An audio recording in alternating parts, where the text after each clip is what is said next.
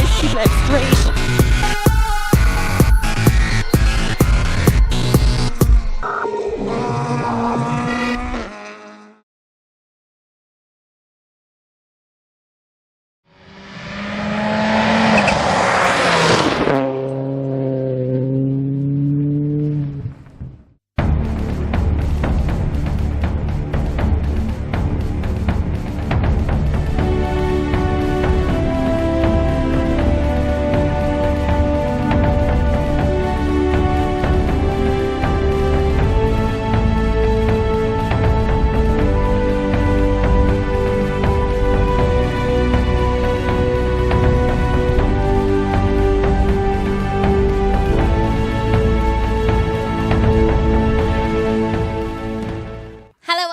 Special stage. Well, we've returned to the stunning West Cork in Ireland for the Quality Hotels West Cork Rally, and the fact that this is the 35th anniversary of this event just goes to show how popular and successful this event has been. It has again attracted 20 crews from the UK, and the Cork man Daragh O'Riordan will be debuting his Fiesta WRC this weekend. It's also a debut for the car on Irish tarmac. We'll catch up with some of the drivers right now.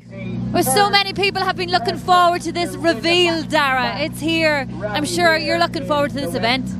Yeah, I'm looking forward to it now. It's a good bit different to the 2-litre car, but hopefully it'll go well. I'd say it'll take a day or two's rallying now to get used to it, but we'll try our best on it, I'd say. Okay, a debut for you, Brian, in this car. Certainly one you're going to look forward to. Yeah, the car is very exciting. Unfortunately, we didn't get the mileage that we probably needed at the start of the rally, so we're going to sacrifice the first loop, just get used to it and take it from there. Hopefully we won't drop too much time. The event is based in Clonakilty, around 45 minutes west of Cork City, and day one would see 3 stages to the west of Clonakilty repeated twice, with the final stage in the loop, Ardfield, being a true classic of the event, having been included in some shape or form since the event began in 1977. It would be a late entry for Denis Cronin and Coleman Hurley that shakes up the results in the early stages. Using the car that guided Keith Cronin to victory in Galway, this was proven capable of a good result, as long as Denis could get used to the car on this debut outing. Despite not being sure he would be able to settle into the car quickly, the pair finished stage 3 in the lead of the event with a 12-second advantage. It's performing fine, but it'll take a bit longer to adapt. Keith will adapt very fast, so it'll take me a while to figure out where all these levers do. A rare outing for the Evo of Owen Murphy and Anthony Nestor on the asphalt was going very well. An early 4th fastest time was improved on over the next few stages to lie second at the end of stage 3. Yeah, we're going really hard this morning. Our guys were at the last junction, the first stage, where we were stopped, and we were tied fastest with Denis Cronin, and we're going really hard. We're mixing with the World Rally car, so we're very happy. Unfortunately, it would be an early end for Kevin and Martin Kelleher as they retire in dramatic fashion in stage 1 with a fire in the Impreza WRC. The crew escape okay, and with the help of some of the following crews, the fire is extinguished, but it was the end of the road for the local crew. Open windows, I can't stop, man, she'll burn. Okay. She'll go on fire. Get the fire extinguisher out, she's on fire. Right. Get out the fire extinguisher, she's on fire. Kevin, get out the fire extinguisher, throw out your bag. Kevin, I can't get out. You're going to pull over. Get a grip. Come on, pull over. I'm stopped. Yeah, I'm stopped. Get out your fire extinguisher. Kevin, put out your fire extinguisher. I don't have it. Get out, you bollocks. Get out. Right. For JJ Fleming and Robbie Ward, it would be third, first of the non-Cork crews at this stage, and going well in the Focus WRC, just 11 seconds down on Murphy at this stage. Just like Cronin, Brian O'Mahony and John Higgins would be here this weekend to get used to a new car. The S14 different to what they were used to, and it was showing a little at this early stage. The stall on the start line of stage 3, just a small problem you could maybe expect from a new car and crew combination. 4th overall at this stage though was good, and there were still many stages to go. 6 left long over bad gravel, 13 5 right over gravel, 16 braking, 7 left tight to slow, 7 over bad gravel, 40 1 braking, 3 left tight to slow, 7 long, tight slightly. A disaster now would probably be a bit of an understatement.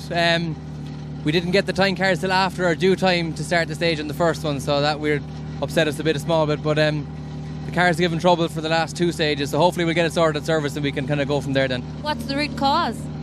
Not too sure. We seem to have just a small problem with the rear diff, and there seems to be a small problem with the anti-lag as well. So look, if we can get those 2 sorted, we'll be back in song for the next loop.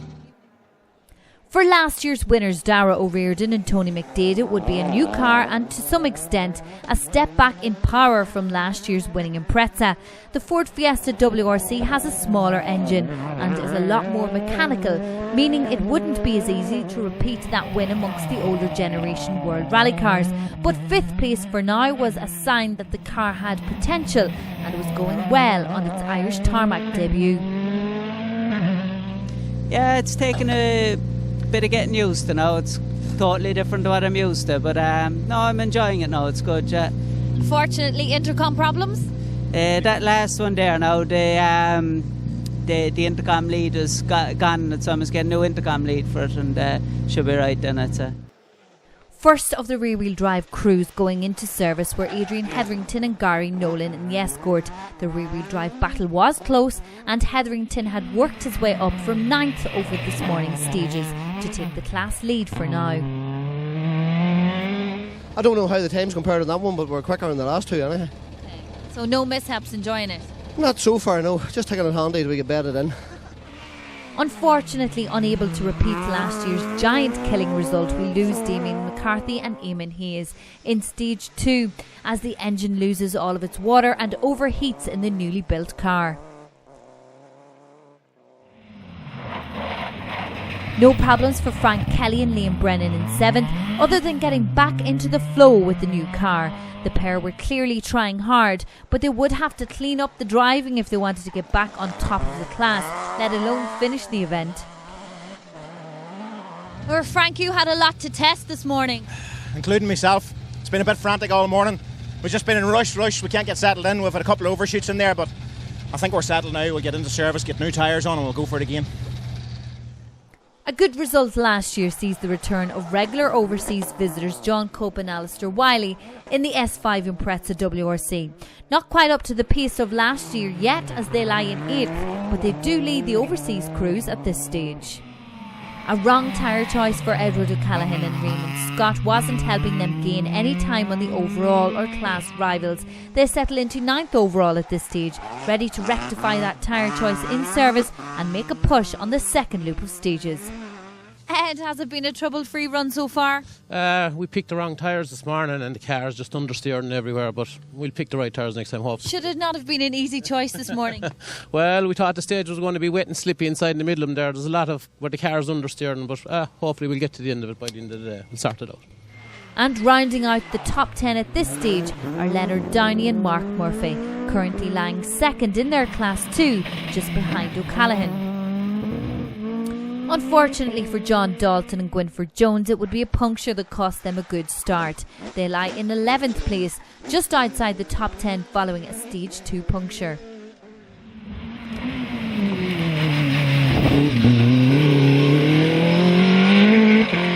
So difficulties with a puncture, not a good start for you.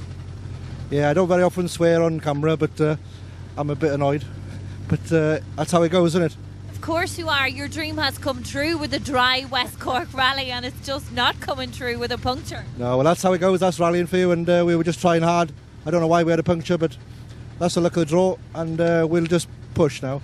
Look out. And it would be worse news for Owen Doyle and Peter Brennan in the Focus as we lose the pair in stage 1.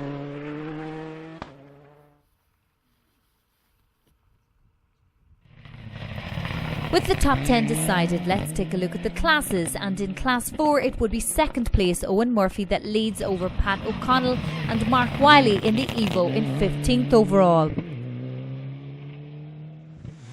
Class 11 sees Jason Ryan and Tagger Sullivan take an early lead over Vincent McSweeney and Michael Carney, just 13 seconds between the pair at this stage. In Class 3 we see Stephen Carey and Breda O'Driscoll going well in the Civic to take the lead of the class over Martin and John Michael O'Donnell in their Civic. Ray O'Sullivan and Derek O'Brien start well in Class 12 to take an early lead over Steve Roberts and Tony McCarthy, over a minute separating them after Stage 3. A few places overall would separate Class 11 crews Andrew Mahan and Andrew Donoghue from second placed Patrick Boyle and Donal McCole. Peter Desmond and Sorka Kelly end Stage 3 in the lead of Class 9 over the Civic of Shane Stanley and Liam Fohey. Mark Nangle and Nullig Breen head up Class 20 in the Impreza, taking the lead over the Impreza-powered Mark II Escort of John Hickey and John McCarthy. Class 10 would see the Nova of Victor and Susan Beamish head into service with a small lead over Jerry O'Mahony and Willie Buchanan in the Escort.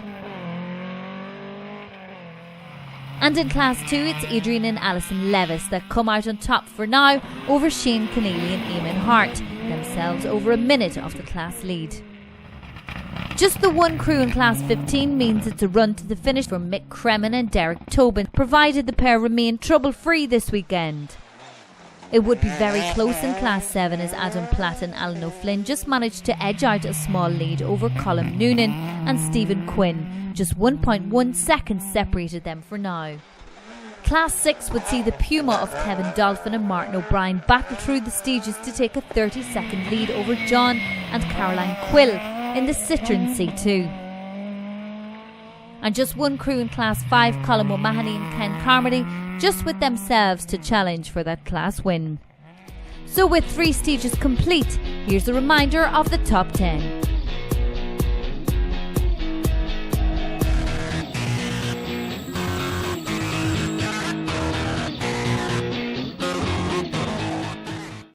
On to the second loop of the day, a repeat of this morning's stages, and it would still be Denis Cronin and Coleman Hurley that lead the way, with their advantage up to 28 seconds at the end of the first day.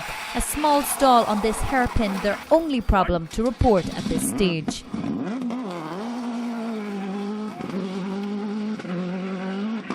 For Brian O'Mahony and John Higgins, it would be some good improvement on the stages as they get used to the car now, moving up into second, but unable to find an answer for Cronin as the gap to the leaders remains steady on these final few stages of the day. Opens the flat 3, 60, flat 3 left, 200, 5 right slowing, keep out for tightens to 7, 40, 5 left, 40, crest tightens to slow, 6 left, 30, 5 right over crest, continues okay, 40, flat 2 right over crest, 35 left braking, keep left, 5 right braking, tightens to 8 over gravel, 40, crest keep middle, 30, flat 3 left, 40, 5 left, keep out for tightens to 7 long, 150, danger, 10 right, drop outside, and 3 left. Into slow 8 right over gravel, 100 gravel braking, 8 left, very long over gravel, opens the flat. For Owen Murphy and Anthony Nestor, it would be a drop down into third, but that wasn't just down to lack of pace, the car showing signs of damage from a slide wide on the stage, and as well as damage to the car. This was sure to have knocked the confidence too.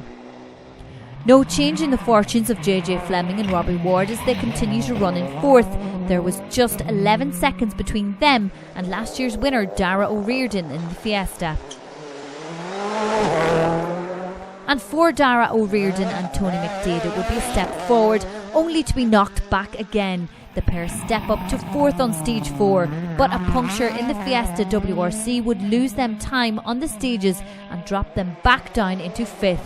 Apart from that, the debut of the new car was looking a promising one so far. Sixth would still safe in the hands of Adrian Hetherington and Gary Nolan as they lead Class 14 and the Ravelry Drive crews into the overnight halt. Still feeling there was a lot more to be had from the car tomorrow if the conditions remain dry. And for Frank Kelly and Liam Brennan in 7th, it was half the battle done. The last minute work on the car was holding out no problem, and the pair would be able to make a push on day 2 in the rear-wheel drive battle. However, for Hetherington and Kelly, it would be pressure from overseas crew John Dalton and Winfred Jones in the Darien that would be keeping them on their toes. With the puncture behind them, they were on a push again, determined not to let the dry conditions go to waste this weekend, and leading the overseas crews now in 8th. And for Edward O'Callaghan and Raymond Scott, it would still be 9th, the pair having a relatively trouble-free run today, just one incident with the chicane to mark an incident-free run so far. And unfortunately for John Cope and Alistair Wiley, it would be a couple of places down into 10th. Still inside the top 10 though, and good going for the overseas crew.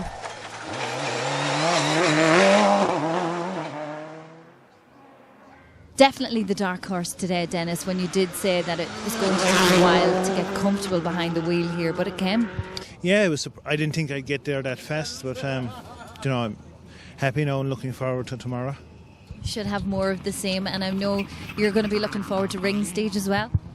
Yeah, well, I think everyone does, but I think everybody knows ring stage is at this, it's done every year, so. But Brian, it may have took the morning stages to get used to the car, but certainly you settled into it in the afternoon stages. Yeah, we had our few problems, I suppose, in the first couple of loops, which kind of kept us back a bit. But no, we got it all together there for the last kind of 3 stages. We had a good cut. We took a small bit of time out of Dennis, but not enough. So there's a lot of work to do tomorrow, but we'll be trying. Any particular stages that you're looking forward to tomorrow?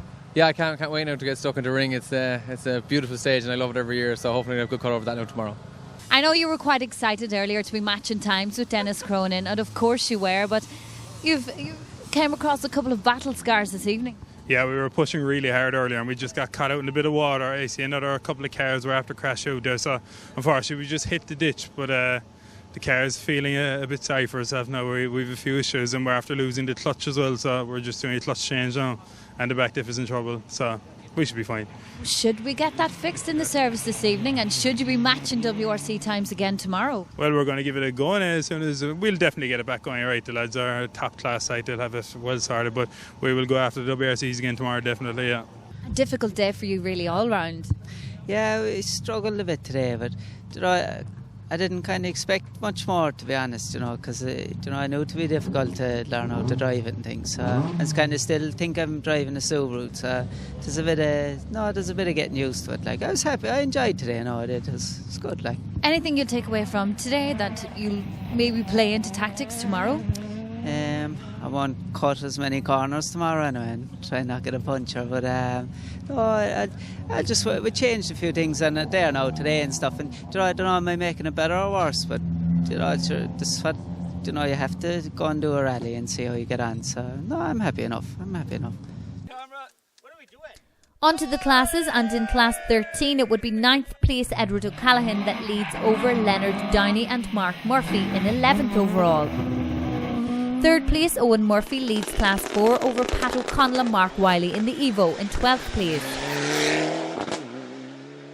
No change in class 3 as Stephen Carey and Brid O'Driscoll still lead over Martin and John Michael O'Donnell. Jason Ryan and Tygo Sullivan maintain their lead over Vincent McSweeney and Michael Carney in class 11.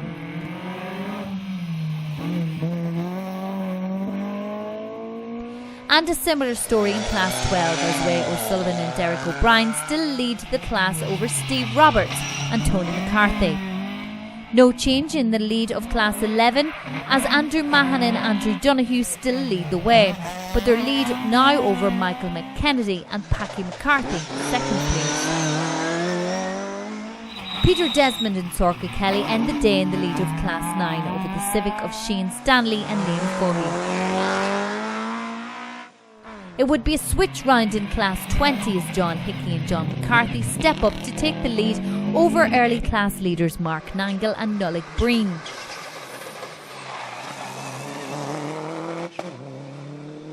And a similar story in class 11 as Colin Noonan and Stephen Quinn move into that number 1 spot at the expense of early leaders Adam Platt and Alan O'Flynn. Adrian and Alison Levis head into the overnight halt in the lead of Class 2, ahead of Shane Keneally and Eamon Hart. No change in Class 10 for Victor and Susan Beamish, leading the class still over Jerry O'Mahony and Willie Buchanan. Day 1 complete without incident from Mick Cremin and Derek Tobin, still running in Class 15. Class 6 sees the Puma of Kevin Dolphin and Martin O'Brien maintain the lead over John Quill and Caroline Quill in the Citroen C2. And still just one runner in Class 5 as Colin O'Mahony and Ken Carmody get to the end of Day 1 with no problems. In the historics, we would see an early lead from Todd and Peter Falvey in the Porsche 911 as they open up a 36-second lead at the end of Day 1. Second place would be another Porsche, the 928 model of Alan Courtney and Jim Hill. And rounding out the top 3 would be Tim Lenihan and Kieran Crowley in the Escort, 47 seconds down on Courtney at this stage. So at the end of Day 1, this is how the overall results look.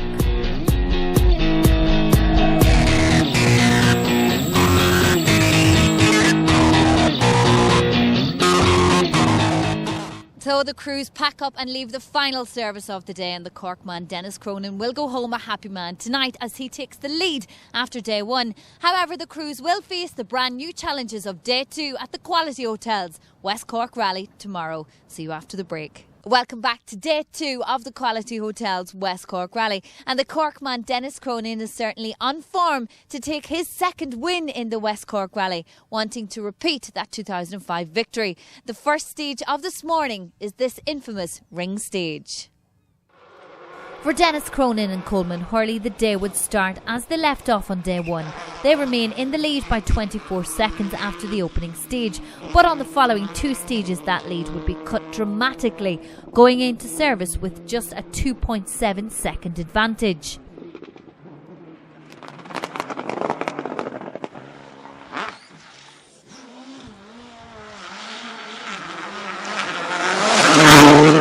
So the comfortable lead of yesterday evening has somewhat diminished this morning, Dennis. We stalled in the start of the first stage. The next stage I just treated with too much respect, and the last stage I spun and stalled again. So things haven't been flowing as nice as the day before. It's going to be a really close battle now in the final loop between yourself and Brian. Do you think you'll be able to take the win today? I don't know, it'll be very hard to know now at this stage, but we'll keep trying, yeah. So as well as a spin on that loop for Cronin, it would be a push for Brian O'Mahony and John Higgins that sees them closing in the gap to the rally leaders now. The pressure was on, and with just 3 stages remaining, it was all to play for. Left braking slowly, left long, to 2 right long, 120 down the middle over crest, flat 3 right long past house, into flat 3 right keep right, into 5 left long. Flat 3 right, 5 left long, flat 3 right, 80 braking, 5 slow 5 left, 40 braking, 6 right into 8 left for gravel and mud, 40 for 1 braking, 8 right, into slow 8 left, tighten slightly, remember, slow 8 left, tighten slightly, remember, into 3 left, 4 right, 30, flat 5 left, flat 3 right, open to 2 long over crest, 220 up the middle over crest, slowing, right over crest, braking, 60, slow 8 right, watch this up at the top, right over crest, braking, 60, slow 8 right, into 7 left long, don't cut. Really tight now in the final loop, Brian. You could take a win here today, it's getting closer. That's it, yeah. We had a really, really good cut over the first 3. We had a few problems. Dennis, unfortunately, probably had a few more problems. We were able to capitalise on that, and we're here now with just 3 seconds behind. So we're going to push now over the final loop, and look, hopefully it'll all work out for us. I'm sure it would be a nice win to take as well, being from Cork yourself too. Yeah, it's a rally. I suppose, look, from a family point of view, my dad's tried for years and couldn't quite get the win, and it would be really nice to get the win. But look, we're here, we're enjoying ourselves, and I suppose that's what it's all about. For Owen Murphy and Anthony Nestor would still be third. Problems with the car were starting to show, maybe from trying to keep up with the World Rally cars ahead, but now it would just be a case of keeping the fingers crossed that it would hold out for 3 more stages.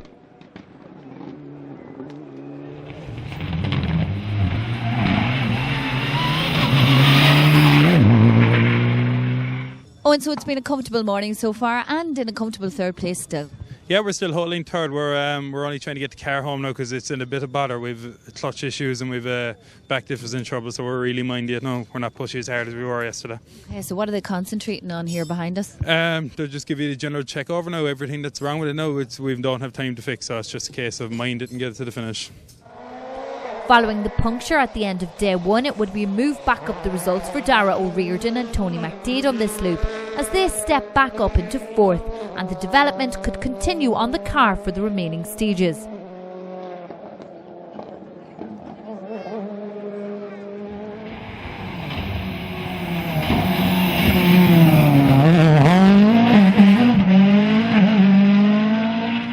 Definitely you can see by the times that things are going a bit better to plan for you today, Daragh. Yeah, it's going a bit better now this morning. Changed a few things in the car and things. It's a bit better, but I'd say we'll have a good few rallies to do before I'll get used to it. But happier now this morning. We can change springs in it and stuff and try a couple of different things. We have nothing to lose now as well, and there was kind of a bit of pressure running one on the road yesterday. At least kind of relax a bit now today and play around with the car and things.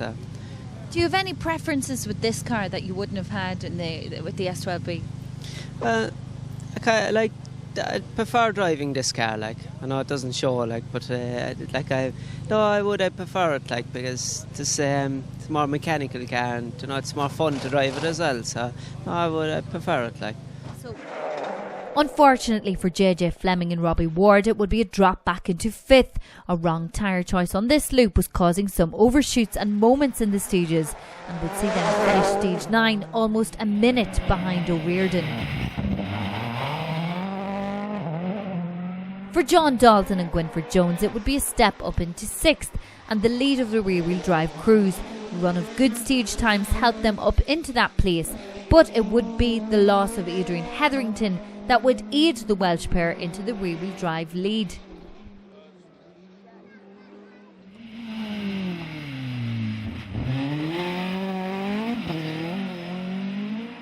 For Hetherington, it would be the cold tyres at the start of stage 9 that were thought to be the problem, crashing out at the start of the stage and dropping them out of the fight and out of the event.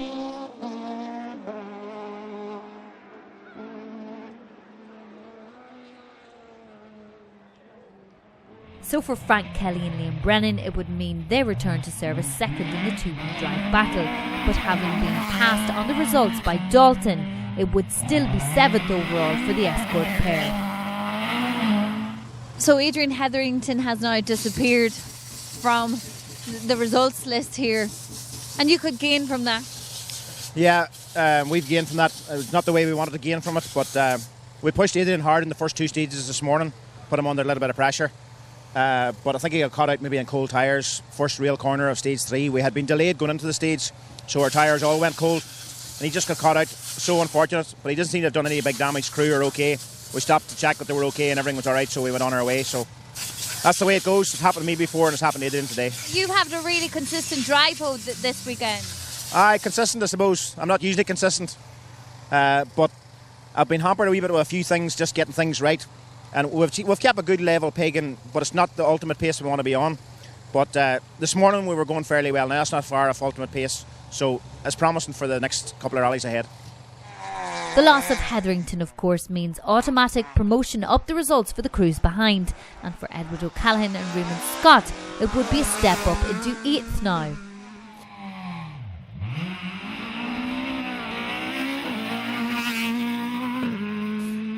John Cope and Alistair Wiley are happy to stay in the top 10 as they move up into 9th now in the Impreza.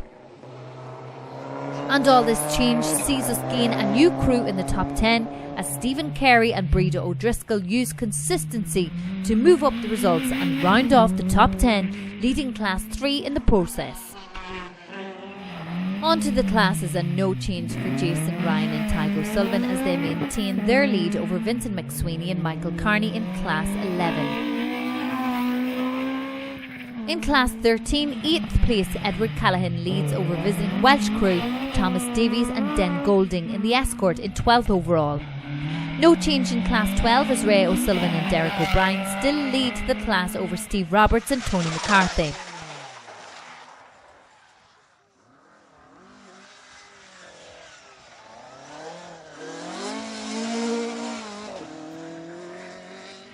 A return to the positions from day 1 in Class 11 as Andrew Mahan and Andrew Donoghue lead over Patrick Boyle and Donal McCole once again.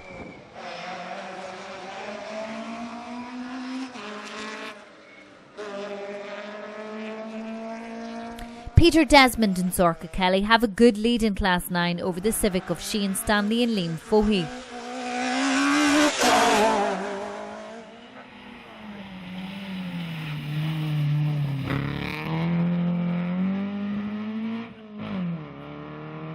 All change again in Class 20 as Mark Nangle and Nullick Breen take back the class lead from John Hickey and John McCarthy.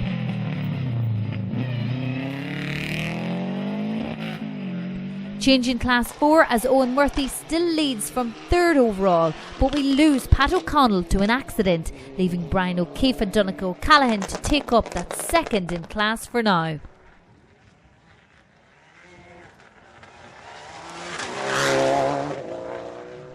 We lose all but one runner in Class 11, which means Colm Noonan and Stephen Quinn look set to take that class win. Adrian and Alison Levis get to this stage still in the lead of Class 2, ahead of Shane Keneally and Eamon Hart.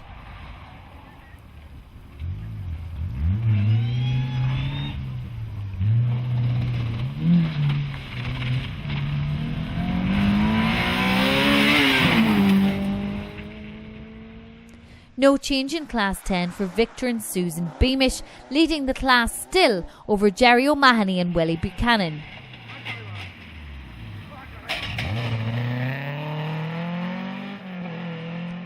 Mick Cremin and Derek Tobin remain the only runners in Class 11. All change in Class 6 as John and Caroline Quill become the new class leaders over Kevin Dolphin and Martin O'Brien.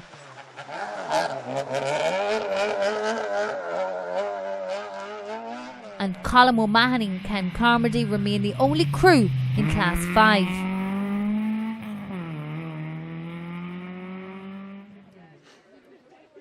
No change to the lead in the historic category as Todd and Peter Falvey remain in the lead in their Porsche 911. The lead now a substantial 3 minutes 46. Change in second as we see Tim Lenihan and Kieran Crowley step up to second place now, themselves with a good advantage in that place. And rounding off the top 3 in the historics would be Michael Smith and PJ O'Dowd in the Hillman Avenger. Day 2, as always, sees the junior crews join in the action, and leading those over the first 3 stages would be Richard Moore and Richard Cleary. For John Flaherty and Tommy Coman, it would be a good start, second after the first stage, but it would all go wrong in the following stage, the damage to the car explaining the reason. So for Conor McCarthy and Dylan Coffey, it would be second place at the end of the morning stages, taking up that place left by Flaherty on stage 2. And rounding off the top 3 at this stage were Kenneth Quirk and Seamus Skinner. Midway through the second day, and the results were shaping up like this.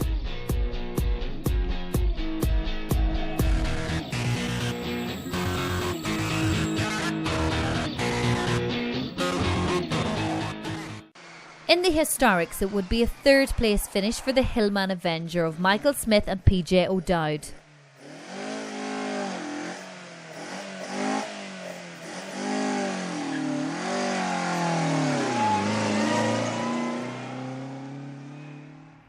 Tim Lenihan and Kieran Crowley managed second. A large gap between them and 3rd place made sure that they could back off a little in the afternoon stages. But taking a comfortable win in the Porsche would be Todd and Peter Falvey, the pair winning in the historic category by almost 6 minutes at the end of the event. There was a little change in the juniors' results over the last stages as Andrew Bainamish and Cathal Quinn step up to take the final step on the podium. No change for Conor McCarthy and Dylan Coffey. After their advance to second this morning, that is where they would end the day. A good result for the pair. And for Richard Moore and Richard Cleary, it would be the juniors' win, following a dominant day at the top of the results, finishing with over a minute lead from the rest of the field. Day 2 also saw the Sunday run with a number of Day 1 retirements back out for a run on Day 2. And in 3rd place at the end of the event were Richard and Sarah Whelan in the Civic. For Owen and Conor Callanan, it would be second. The times were close and the pair managed to finish just 27 seconds off the Sunday run winners. And those winners at the end of the day would be Cal McCarthy and Eamon DeLee. Their early retirement from Stage 1 yesterday gave plenty of time to get the car ready again for a run out today, and it paid off. On to the final results now, and a look at the classes first. In Class 12 it would be Ray O'Sullivan and Derek O'Brien who finished 15th overall. Andrew Mahan and Andrew Donoghue take victory in the 11-or class in 18th overall.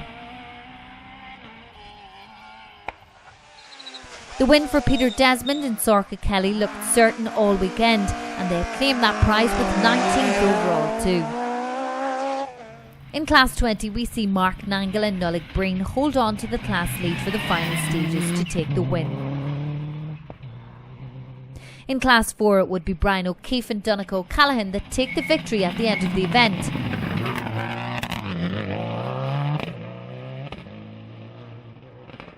And in Class 7 Colin Noonan and Stephen Quinn survived the rest of the class to take the win.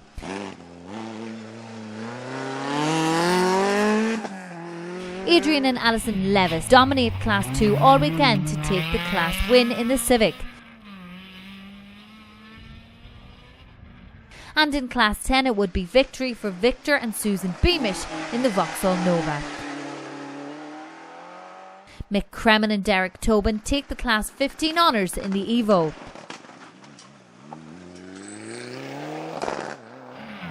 Kevin Dolphin and Martin O'Brien gain the lead of the class again in the final stages to take the Class 6 win.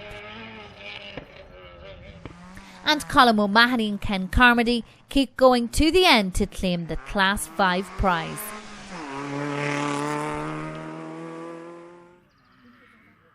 On to the overall top 10, and we see a jump up into that 10th place for Jason Ryan and Tygo Sullivan, as they also claim the Class 11 win in the Toyota Starlet. For Stephen Carey and Breda O'Driscoll, it's a step up into 9th in the Civic. A great result for the pair after a good, consistently quick weekend on the stages. They take the Class 3 win with this result. John Cope and Alistair Wiley end the event in 8th.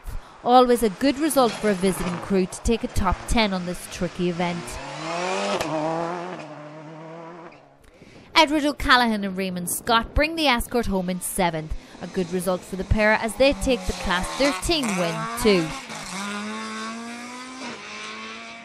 And for Frank Kelly and Liam Brennan, it would be the highest escort at the finish as the pair iron out the little setup problems with the newly built car. Looking promising for some more good results this season with the 6th place finish this weekend. And for John Dalton and Gwynfor Jones, it would be the Class 14 win, leading the rear-wheel drive crews at the end of the day and upholding the honours as the fastest overseas crew this weekend.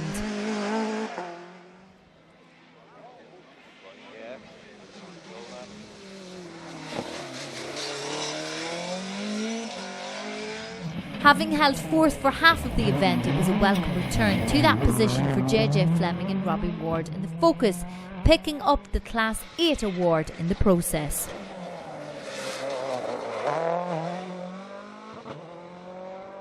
For Daragh O'Riordan and Tony McDade, it was a podium finish.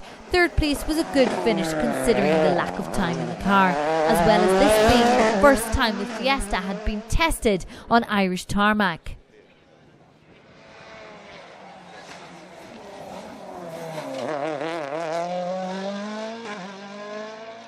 For Owen Murphy and Anthony Nestor, it would be a relief as the problems with the car hold out to get them to the finish, and in a fantastic 2nd position. A great result for the Group N crew to be mixing it up with much more capable machinery at the top of the results. But it was the final stages that saw the real battle unfold as the morning's leader Denis Cronin loses out on that lead on stage 10 to Brian O'Mahony, only to take it back again on stage 11 to go into the last stage almost 5 seconds up. But it would be this final stage that would change that once again, as Cronin crashes out of the event, handing the lead to O'Mahony. With the stage stopped due to the crash, a scratch time was given to the affected crews and the win would go to O'Mahony. A great result, and one that his father had been trying to manage for many years. Are they both out? Don't know, I think so. That was definitely a dramatic finish to the event, Brian, and I know you're going to be one happy man pulling into Clonakilty this evening. Yeah, no, I'm absolutely delighted. It's probably not in the circumstance that I'd like to win the rally, but we had done a lot of hard work early today and in the second loop, but I threw it away myself, so we were 5 down going to the last one. We went on a bit of a push. Obviously Denis was as well, and unfortunately for him he's just got away with a small mistake, and that's it. That's the way rallying goes, so we're delighted to be here. You mentioned earlier as well, one man that was certainly backing you this weekend, as he always is your father. He's going to be happy as well? Oh, he's going to be delighted. I don't think I'm going to see him or Donald Donovan for about 2 weeks, I'd say somehow, but no, look, to get the name on the trophy, it's what we wanted to do. My dad tried for so many years, and in fairness he was generally at the receiving end of a last stage accident, but look, for us it worked out and we're delighted to be here, absolutely over the moon. Definitely a dramatic finish to a consistent drive for you all weekend, Owen. Yeah, we've had a fabulous weekend. Unfortunately, Denis had a small off on the last stage. They're both perfect, but it's not the way we wanted to get second, but we're absolutely delighted to finish up second in the classic cars we're in with. It is amazing. It has been a while since we've seen you on the tarmac. Given the result today, do you think we might see more of you out on tarmac in 2013? I don't think so. We're going to try and concentrate in the forestry again. Is where my heart is at. But we've had a fabulous time today. We've had great grip from our Hankook tyres. The car's feel a bit sorry for itself. I don't think it would have done. It was coming down the parade there now. The back diff is knocking, so I don't think it would have stayed going any further. You commented earlier, Daragh, that this really was a test event for you, and to come third on the podium, you're happy? I'm happy, yeah. Today we weren't really kind of looking at times, we were just driving the car and trying to get used to it, and I think we were kind of gifted third in the end because Denis went off in the last stage, but no, I'm happy, it is a good result. The day went well, we enjoyed it, and so that's the main thing. An unexpected and dramatic finale to the Quality Hotels West Cork Rally, but it's the Cork man, Brian O'Mahony, who pulls into Clonakilty this evening as winner of the event, and for the first time in history we see 3 Cork men on the podium this evening. That will kick off good St Patrick's celebrations tonight, but from myself and the rest of the crew here in Clonakilty, see you soon.